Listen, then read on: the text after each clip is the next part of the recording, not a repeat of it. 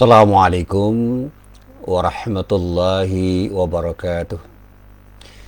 Alhamdulillahi rabbil alamin, wassalatu wassalamu ala khatamil anbiya'i wal mursalin, nabiyyina Muhammadin wa ala alihi wa sahbihi ajma'in, amma ba'd.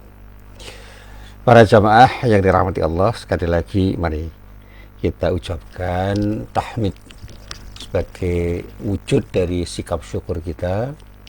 Untuk secara lisan kita ucapkan, kita ungkapkan dengan ketulusan hati.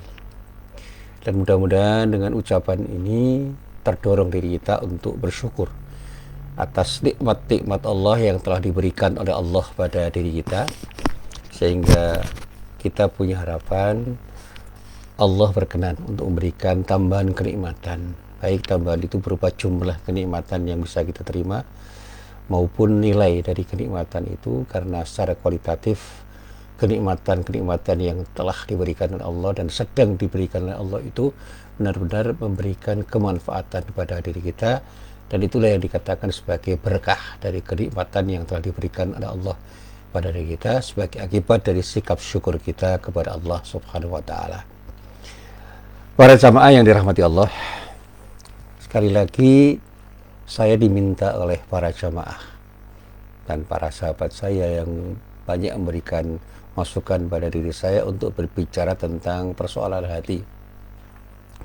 Hari ini saya akan fokus pada perhatian saya mengenai sebab-sebab penyakit hati. Apa sih yang menyebabkan hati itu berpenyakit? Nah, inilah yang saya coba untuk saya kemukakan setelah saya mencoba untuk menelaah beberapa ayat Al-Quran tentang persoalan hati. Para jamaah yang dirahmati Allah, sebagaimana halnya tubuh kita secara fisik, maka hati kita pun bisa berpenyakit. Hati kita pun bisa sakit. Sehingga saya selalu mengatakan, bersyukurlah kita yang secara cepat bisa mendeteksi jika penyakit hati itu mulai menyerang diri kita. Tetapi lebih dari itu, saya menyarankan kepada diri saya, pada para jamaah semua, segeralah kita beristighfar ketika kita merasa hati kita sudah terjangkiti sebuah penyakit. Dan penyakit hati itu macam-macam. Selalu saya sampaikan contohnya iri dan dengki, kesombongan, ujub, dan segala macam yang pada saatnya bisa membuat kita itu sebenarnya lelah dengan penyakit itu. Termasuk kufur nikmah, itu adalah penyakit hati. Suka mengeluh, itu penyakit hati. Apalagi ketika kita tidak berusaha bersyukur atas semua kenikmatan yang telah diberikan oleh Allah, dan bahkan kita itu menjadi orang yang kufur nikmat karena tidak bisa mengapresiasi kenikmatan-kenikmatan yang telah diberikan oleh Allah pada diri kita, apapun bentuk kenikmatan itu. Saya selalu mengatakan kepada siapapun, termasuk pada diri saya, terlalu banyak kenikmatan yang telah diberikan oleh Allah pada diri kita, terlalu besar untuk bisa kita ukur seberapa kenikmatan Allah yang telah diberikan oleh Allah pada diri kita, kalau kita sadar betul. Bahkan beberapa kali saya mencoba untuk menelaah, bukan hanya menelaah ayat-ayat Allah yang ada dalam ayat Al-Quran, tetapi peristiwa-peristiwa yang terjadi pada diri saya dan di lingkungan diri saya. Saya semakin sadar bahwa saya itu telah lupa untuk bersyukur. Dan pada saatnya kesabaran saya itu seringkali tidak saya pegang, tidak saya munculkan, tidak saya jadikan sebagai alas untuk menerima segala macam kesulitan yang terjadi pada diri saya. Sehingga saya itu sedikit mengeluh. Ketika saya mengeluh, sebenarnya saya harus sadar bahwa inilah penyakit hati yang harus saya obati. Keluhan-keluhan itu sebenarnya mengindikasikan bahwa kita itu tidak sabar untuk menerima apapun yang terjadi. Termasuk ketika kita tidak berbahagia, itu adalah bagian dari penyakit hati yang ketika pada saat itu sebenarnya kita tidak bersyukur. Jadi kesedihan yang menimpa diri kita itu bisa terjadi sebab ketidaksyukuran kita kepada Allah atas kenikmatan yang telah diberikan oleh Allah pada diri kita. Satu contoh yang paling mudah itu. Hari ini saya bisa berbicara. Dan kita bisa melihat bagaimana orang-orang bisu itu tidak bisa berbicara. Saya bisa mendengar. Alhamdulillah. Bagaimana kita bisa membandingkan dengan orang-orang yang tuli? Saya bisa melihat. Saya harus bersyukur karena saya harus membandingkan dengan orang-orang yang tunanetra. Tetapi mereka yang tunanetra pun harus bersyukur karena mereka kadang-kadang punya ketajaman indera yang luar biasa di balik keterbatasan mata mereka untuk melihat.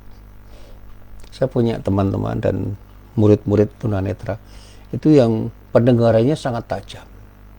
Intuisinya bahkan terlihat sekali. Ketika saya itu pernah satu saat sakit, ya, gejalanya gejala ambeien. Saya waktu itu periksa pada dokter dan dokter itu mengatakan hati-hati Pak Muhsin, ini baru gejala yang perlu dicermati, jangan sampai Pak Muhsin makan makanan ini dan itu dan berhentilah untuk begini dan begitu. Pada saat ketika saya salat zuhur di sebuah masjid di Kampung Ajenegara, saya ketemu dengan murid saya, seorang tunanetra yang kebetulan berprofesi sebagai tukang pijat. Dan saya bercerita pada dia, saya curhat pada dia ketika saya ngomong tentang penyakit saya punya gejala. Gejala apa Ustaz? Gejala penyakit ambeien. Itu mudah Ustaz. Sudah, tenang saja. Bersyukurlah atas kenikmatan Allah. Lalu jangan makan ini dan itu. Dan saya akan bantu Ustadz untuk mijat. Barangkali pijat itu bermanfaat. Saya katakan mari. Setelah saya sholat zuhur, saya datang ke kos-kosan dia, dipijat. Hampir 1 jam dia memijat saya. Kemudian saya ucapkan terima kasih, saya beri uang. Jangan Ustadz, saya terlalu banyak berhutang budi pada Ustadz karena saya telah belajar banyak ilmu. Saya katakan saya juga banyak berhutang budi pada Anda. Anda itu guru saya, meskipun saya secara formal Anda itu murid saya. Ini ucapan terima kasih saya dan jangan pernah ditolak. Ini rezeki dari Allah lewat diri saya. Ayo diterima. Dia ucapkan terima kasih sambil berdoa, ya Allah, mudah-mudahan Pak Muhsin, Ustadz Muhsin segera disembuhkan, segera sembuh dari penyakit yang menimpanya. Alhamdulillah, 2 bulan kemudian sama sekali tidak ada rasa sakit itu. Setelah saya mengikuti nasihat dokter dan beberapa hal yang terkait dengan nasihat murid saya itu serta pijat yang dilakukan oleh murid saya itu. Alhamdulillah. Dan saya mengatakan inilah kenikmatan Allah yang perlu saya syukuri. Ternyata saya punya teman, saya punya sahabat, saya punya murid yang betul-betul bisa memberikan yang terbaik pada diri saya. Dan itulah kenikmatan Allah yang harus saya syukuri. Nah, para jamaah yang dirahmati Allah, ada beberapa hal yang perlu kita pahami tentang apa yang menyebabkan kita itu punya penyakit hati. Ya. Saya selalu mengatakan begini, kalau kita mau mengurai ya banyak sekali sebab-sebabnya itu. Hari ini saya mencoba untuk mengungkapkan 4 saja dari penyebab yang mengakibatkan hati seseorang itu berpenyakit, berdiri sakit. Nah, yang pertama adalah syirik. Syirik itu adalah sikap dan tindakan kita ketika kita menyekutukan Allah. Dan syirik itu bisa mulai dari cara berpikir, dari mindset kita. Ketika kita beribadah kepada Allah, yakinkan bahwa kita hanya ingin beribadah kepada Allah. Tetapi ada orang yang di samping dia itu beribadah kepada Allah, dia juga beribadah kepada selain Allah. Ini perbuatan syirik, perbuatan yang sangat tercela dan terlaknat. Apa contohnya?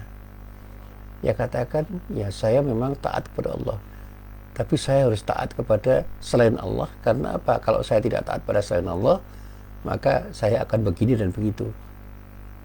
Padahal ketaatan dia pada selain Allah itu mengakibatkan ketaatan dia kepada Allah terkurangi, tergerus, atau bahkan bisa hilang pada saat itu. Nah, orang seperti ini kadang-kadang tidak sadar. Yang kemarin saya contohkan begini, bagaimana mungkin saya tidak mengikuti apa kata bos saya, apa kata direktur saya, meskipun apa yang saya ikuti dari apa kata direktur saya itu bisa menjadi sesuatu yang salah kalau kita kaitkan dengan ajaran agama Allah, ajaran agama Islam. Saya diminta oleh bos saya, oleh direktur saya untuk tidak jujur terhadap apapun yang harus saya katakan kepada klien saya, karena saya bekerja di sebuah perusahaan yang mengharuskan saya mempromosikan sesuatu yang sebenarnya tidak sebaik yang saya katakan.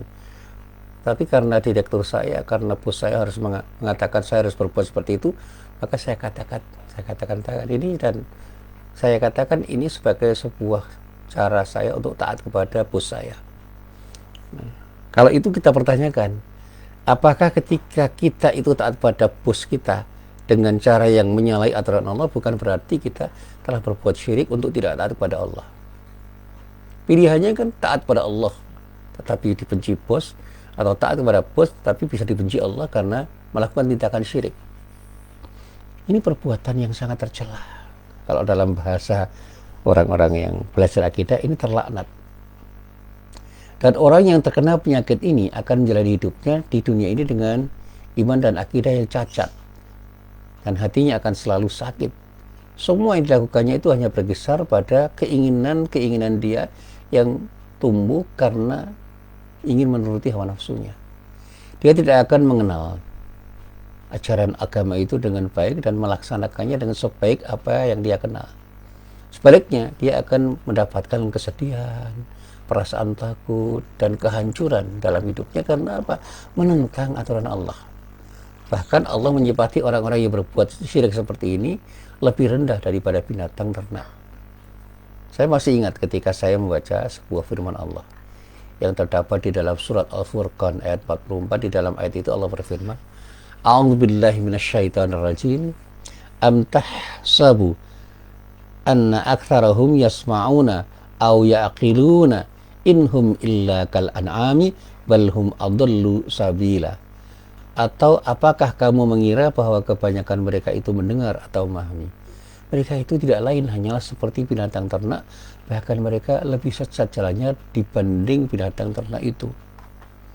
Ini kan peringatan dari Allah.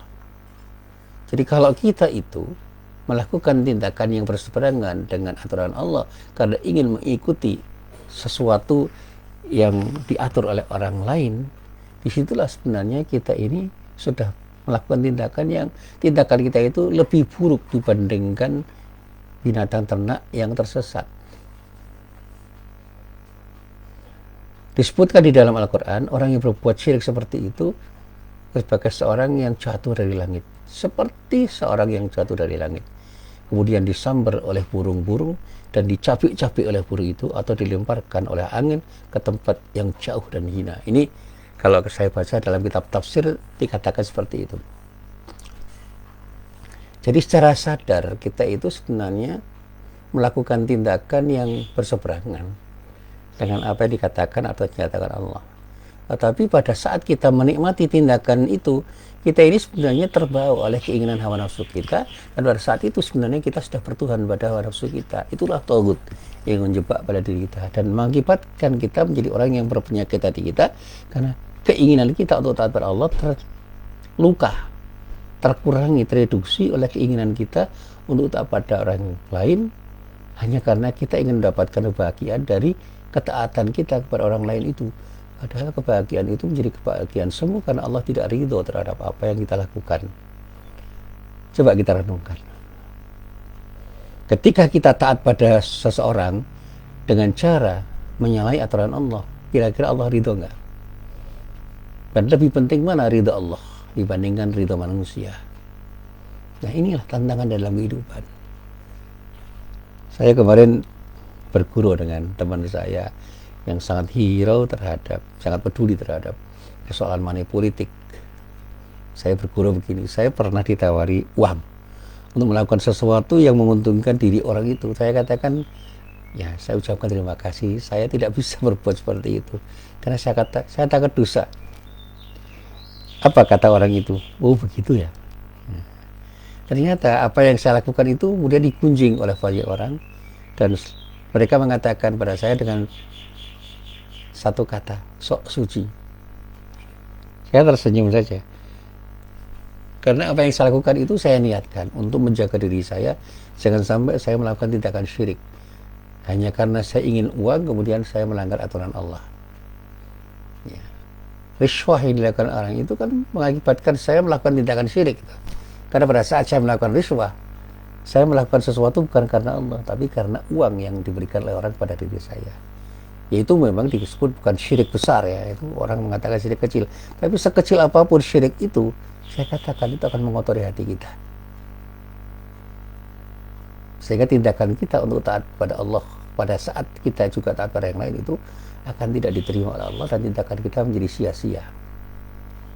Saya tetap menjadi orang Islam pada waktu itu, tetapi keislaman saya tergores oleh sesuatu yang membuat iman saya itu goncang, goyah karena saya mau menerima suap dari orang lain. Nah, inilah para jamaah yang saya hormati. Yang pertama, jauhi perbuatan syirik, baik syirik besar ataupun syirik kecil. Syirik dengan cara menyekutukan Allah dengan menyembah pada sesuatu selain Allah secara terang-terangan, atau melakukan tindakan yang seharusnya kita lakukan dengan ikhlas karena Allah, tetapi kita lakukan untuk juga melakukan tindakan dalam rangka untuk taat pada yang lain, sehingga keikhlasan kita itu tergerus karena kita tidak semata-mata melakukannya karena Allah. Dan ini yang selalu saya sampaikan pada para jamaah saya, pada mahasiswa saya, pada murid saya. Saya ingin ketika kita belajar, ketika kita mengajar itu betul-betul kita lakukan karena Allah. Insya Allah kita akan diberi jalan Allah dengan jalan yang lapang, sehingga hasilnya itu akan optimal. Kita mendapat ridho dari Allah dan kita akan mendapatkan ilmu yang bermanfaat karena Allah ridho. Kemudian yang kedua, yang bisa membuat kita itu berpenyakit hati, itu adalah tindakan maksiat kepada Allah, bermaksiat kepada Allah. Ketika kemaksiatan itu sudah bertumpu dalam hati seorang, maka orang itu akan terhalang untuk punya pandangan hati yang jernih. Di kemaksiatan itu dikatakan oleh para ulama akan menghalangi pandangan hati, sehingga orang itu tidak dapat melihat, tidak dapat menyadari, tidak dapat memahami serta berpikir tentang ayat-ayat Allah, baik ayat Allah yang tersurat maupun tersirat, yang tersurat di dalam Al-Quran dan tersirat di alam semesta. Bahkan dikatakan oleh para ulama, jika maksiat itu sudah berkumpul di dalam hatinya, maka orang itu akan mencengkeram. Maka tercengkeram atau tindakan maksiat itu akan membuat dia tercengkeram, sehingga hatinya tidak akan mencintai kebaikan dan tidak mau berzikir kepada Allah. Lalu yang paling menyedihkan, bahkan dia akan dikuasai oleh hawa nafsunya yang sangat mungkin akan mengarahkannya pada perbuatan-perbuatan yang tidak baik. Seperti yang dulu pernah saya sampaikan ketika saya membaca firman Allah yang terdapat di dalam surat Al-A'raf ayat 176. Di dalam ayat itu Allah menyatakan, a'udzubillahi minasyaitonirrajim, walau syi'na larafa'nahu biha walakinnahu akhlata ilal ardi wattaba'a hawahu famathaluhu kamathali kalbi. Jadi famathaluhu kamathalil kalbi in tahmil alaihi yalhath aw tatrukhu yalhath. Dzalika matalul qaumil ladzina kadzdzabu bi ayatina faqsusil qasasa la'allahum yatafakkarun. Jadi dikatakan di sini, dan kalau kami mengendaki sungguhnya kami tinggikan derajatnya dengan ayat-ayat itu, tetapi dia cenderung kepada dunia dan menurut hawa nafsunya, memperturutkan hawa nafsunya. Yang hawa nafsunya itu tentu saja sesuatu yang bisa membuat dia itu terperosok, hawa nafsunya yang rendah. Maka perumpamanya seperti anjing, jika kamu menghalaunya, dijulurkannya lidahnya, dan jika kamu membiarkannya, dia juga mengulurkan lidahnya juga. Demikian perumpamaan orang-orang yang mendustakan ayat-ayat kami, maka ceritakanlah kepada mereka kisah itu agar mereka berpikir. Nah, para jamaah yang dirahmati Allah, sekali lagi, kita ini adalah orang yang selalu ditantang oleh kehidupan yang kadang-kadang memang membuat kita itu tidak siap untuk menerima. Tantangan kehidupan itu kadang-kadang terlalu berat. Saking beratnya kita kemudian lupa untuk mengingat Allah. Dan pada saat kita lupa untuk mengingat Allah, itu sebenarnya kita sudah masuk dalam jebakan syirik. Dan pada saat itulah setan menggoda diri kita, kemudian kita bisa melakukan tindakan apapun yang sebenarnya tindakan itu tidak seharusnya kita lakukan. Nah, para jamaah yang dirahmati Allah, inilah yang selalu saya katakan, ketika kita berbuat maksiat atau melanggar aturan Allah, sebenarnya kita itu telah menyakiti hati kita sendiri atau menyebabkan hati kita sakit karena tindakan itu. Nah, yang ketiga, sesuatu yang bisa membuat hati kita itu sakit adalah lalai untuk melakukan tindakan yang disebut dzikrullah, lalai berzikir kepada Allah. Dikatakan oleh para ulama dalam kitab tafsir yang saya baca, manusia yang lengah itu akan terkejut ketika mendengar zikir atau nasihat dari seseorang, meskipun dia itu adalah penuntut ilmu, meskipun dia itu seorang intelektual, meskipun dia itu seorang ilmuwan. Apalagi bagi orang awam. Jadi kata zikir itu membuat orang tercengang, terkejut.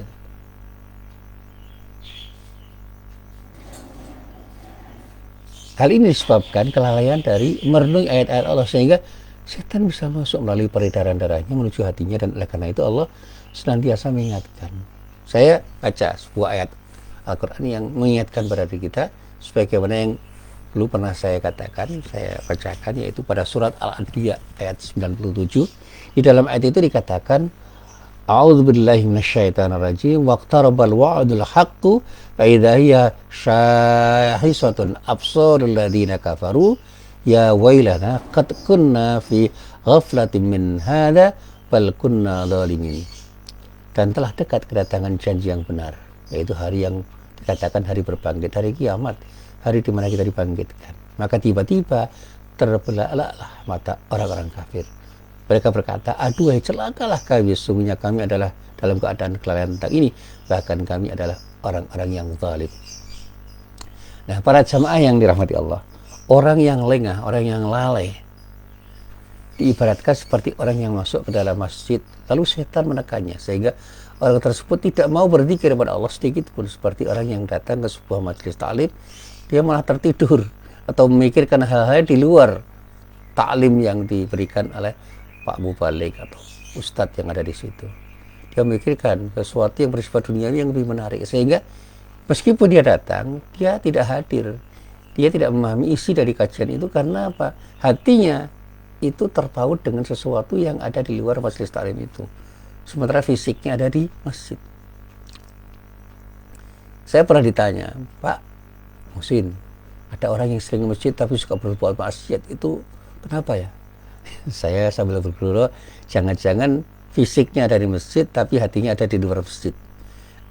Ada orang yang hatinya itu ada di luar masjid, pikirannya itu melayang-layang kemana-mana, padahal fisiknya ada di masjid, sehingga meskipun dia datang ke masjid, dia tidak ingat kepada Allah. Saya masih ingat betul itu. Ada orang yang melakukan tindakan manipulasi, ya kalau dikatakan sekarang dengan kata-kata korupsi kecil-kecilan di masjid, padahal yang dikorupsi itu uang jamaah. Itu pernah terjadi di sebuah tempat, padahal dia itu bendahara masjid. Alhamdulillah min dzalik. Kenapa dia bisa melakukannya? Ya karena dia ingat pada uang itu, betapa uang itu lebih menggiurkan daripada ingat kepada Allah. Dia tidak ingat pada Allah ketika melakukan korupsi itu. Nah, jadi kelengahan menyerang hati seorang sehingga membuatnya untuk berpaling dari ketaatannya kepada Allah. Dia tidak senang berzikir, tidak senang mendengar suatu kebaikan, dan tidak senang mau mendekatkan diri kepada Allah dengan mencoba untuk bersama-sama al-zikir, untuk ingat kepada Allah. Bahkan kebenciannya pada ahlu zikr itu menjadi-jadi. Kadang kan ada orang yang benci pada kiai, pada ulama, pada orang-orang saleh, pada para ustadz, hanya karena hatinya itu sudah dikotori oleh kotoran-kotoran yang membuat dia itu lupa kepada Allah. Bahkan ada yang menghujat ulama dengan hujatan-hujatan yang maaf, sama sekali tidak sopan. Naudzubillah min dzalik. Sehingga ketika saya ditanya tentang pendapat satu ulama atau salah seorang ulama yang tidak disepakati oleh seorang, saya mengatakan ya berbeda pendapat itu nggak ada masalah. Beliau berpendapat dengan argumen-argumen yang dia yakini benar kok. Anda boleh setuju, boleh tidak. Bukan perbedaan itu yang mengakibatkan kita itu terpecah belah, tetapi sikap kita terhadap perbedaan itu yang membuat kita terpecah belah. Saya selalu mengatakan ukhuwah itu akan terbangun kalau kita itu bisa memahami pendapat orang, menghargai dan menghormati pendapat orang. Saya punya teman-teman, saya orang Muhammadiyah. Banyak teman-teman saya itu yang bukan orang Muhammadiyah, bahkan para kiai dari Nahdlatul Ulama. Saya bersahabat dengan mereka, padahal dalam banyak hal saya itu berbeda pendapat, tapi karena alhamdulillah kami itu saling memahami, saling menghormati, ya nggak ada masalah sampai sekarang. Saya kalau ketemu santrinya, saya selalu mengucapkan salam untuk Pak Kiai. Dan santrinya kalau ketemu saya juga mengatakan, Pak Musin, dapat salam dari Pak Kiai. Saya katakan salam kembali. Saya tidak pernah punya perasaan tidak nyaman ketika berjumpa dengan mereka. Karena bagi saya, yaitu orang yang dekat kepada Allah, seringkali nasihat-nasihat itu saya dengar, dan bahkan nasihat-nasihat yang baik itu saya pakai dalam hidup saya. Alhamdulillah, mereka banyak menginspirasi diri saya. Saya orang Muhammadiyah, tapi saya tidak akan menjadikan Muhammadiyah itu sebagai berhala yang perlu saya sembah dan kemudian membuat saya terbelenggu. Tidak. Saya mencintai Muhammadiyah dengan cinta yang tulus dan proporsional. Tetapi saya tidak perlu membenci organisasi lain, dan itu tidak proporsional. Ya biarlah mereka berada di tempat lain, kita berada di sini. Apa hanya karena saya di sini, mereka di sana, lalu kita saling benci? Ya, itu tidak proporsional, tidak manfaat. Sekali lagi, mari kita ingat kepada Allah. Dengan ingat pada Allah, insya Allah kita itu akan tenang. Yang terakhir, ya, yang bisa membuat hati kita itu sakit karena kita tidak mau belajar agama. Kita tidak mau memahami Islam, tidak mau mendalami, tidak pelajari apa yang seharusnya kita ketahui dari agama yang seharusnya menjadi acuan kita di dalam hidup ini. Di saat ini, di zaman modern ini, kita seringkali mendapati orang itu lebih paham ilmu-ilmu lain dibandingkan ilmu agama. Ilmu-ilmu yang dikatakan oleh para ulama sebagai ilmu duniawi, itu memang penting. Tetapi jangan pernah kita lupa untuk belajar agama. Bahkan masalah-masalah yang ringan di dalam agama itu seringkali tidak mereka ketahui. Dan mereka menganggap itu hal yang tidak aib bagi mereka. Saya pernah berguru itu dengan seorang intelektual yang pada saat berwudu itu terasa tidak nyaman saya melihatnya karena wudunya tidak tertib. Jangan-jangan sholatnya juga tidak tertib. Wudunya kok begitu? Nggak apa-apa, ini kan cuma hal-hal yang teknis. Saya katakan ibadah itu jangan diremehkan, meskipun hal-hal itu sangat teknis, tuntunannya harus kita ikuti, termasuk sholat. Saya sampai hari ini heran dengan orang-orang yang mengatakan kita jangan terjebak pada formalitas. Formalitas itu penting. Sholat itu formal harus kita lakukan. Tindakan kita di dalam sholat itu secara fisik harus kita lakukan. Ucapan kita dalam sholat itu harus kita tata sedemikian rupa supaya selaras dengan apa yang seharusnya kita ucapkan. Tata cara sholat, tata cara tayamum, tata cara wudhu, tata cara beribadah yang lain yang sifatnya itu teknis, ya itu harus kita lakukan. Bahkan dulu pernah saya ceramah di sebuah majelis taklim ibu-ibu. Ternyata banyak ibu-ibu itu yang tidak tahu apa yang dia namakan mandi wajib, yang seringkali disebut juga dengan mandi besar,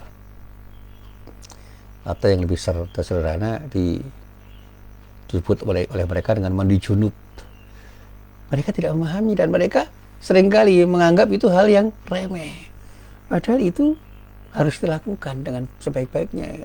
Ada masalah ibadah yang tidak boleh kita sepelekan dan kita harus mengikuti apa tuntunan yang harus kita ikuti. Dan bahkan saat ini ada sebagian orang Islam yang berpaling dari keinginannya untuk membaca dan memahami Al-Quran dan Hadis, Al-Quran dan Sunnah, sehingga hati mereka terjangkiti sebuah penyakit yang berbahaya. Inilah realitas yang membuktikan bahwa orang Islam itu menjadi orang yang sakit hatinya karena jauh dari Islam itu sendiri. Dan realitas itu membuktikan pada zaman sekarang ini banyak para pemuda Muslim yang buta terhadap ajaran Islam. Bahkan ada yang tidak bisa membaca Al-Quran, tidak bisa membaca, itu ada, meskipun jumlahnya mungkin tidak banyak. Mereka pada umumnya enggan untuk belajar ilmu agama yang betul-betul harus mereka paham, yang digali dari Al-Quran dan Sunnah, berdasarkan pemahaman-pemahaman para ulama yang bisa dipertanggungjawabkan. Mereka lebih suka mempelajari ilmu-ilmu yang sifatnya duniawi di luar Al-Quran dan Sunnah. Mereka lebih suka membaca buku-buku yang sebenarnya buku-buku itu tidak banyak memberikan pemahaman mereka pada agama yang seharusnya mereka jadikan sebagai pegangan hidup.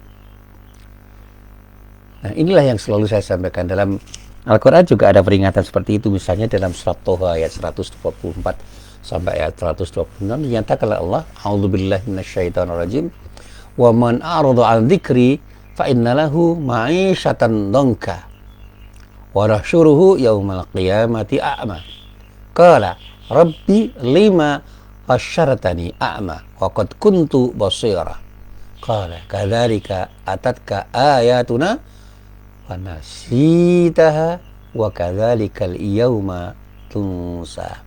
Dan barang siapa berpaling dari peringatanku, kata Allah, maka sesungguhnya baginya penghidupan yang sempit, dan kami akan menghimpunnya pada hari kiamat dalam keadaan buta.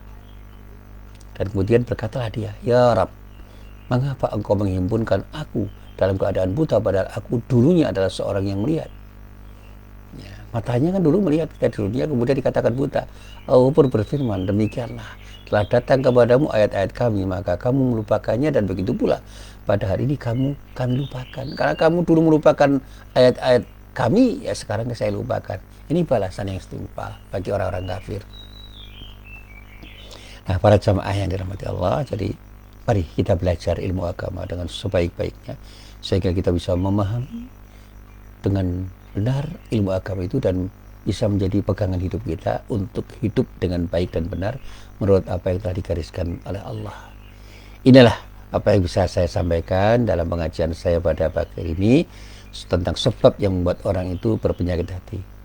Mudah-mudahan Allah selalu memberikan kekuatan pada kita untuk memahami penyakit hati kita, sehingga kita bisa mulai untuk mengobati penyakit hati kita dengan mudah dan bisa menepisnya ketika kita akan terjadi di penyakit itu. Yang pertama, sekali lagi, jangan berbuat syirik sekecil apapun. Yang kedua, jangan berbuat maksiat kepada Allah. Kemudian yang ketiga, jangan pernah lalai berzikir kepada Allah. Dan yang terakhir, mari belajar agama dengan baik dan benar. Insya Allah kalau kita kerjakan semua ini, kita akan jadi orang yang bebas dari penyakit hati. Insya Allah. Amin. Ya mujibas sa'ilin. Assalamualaikum warahmatullahi wabarakatuh.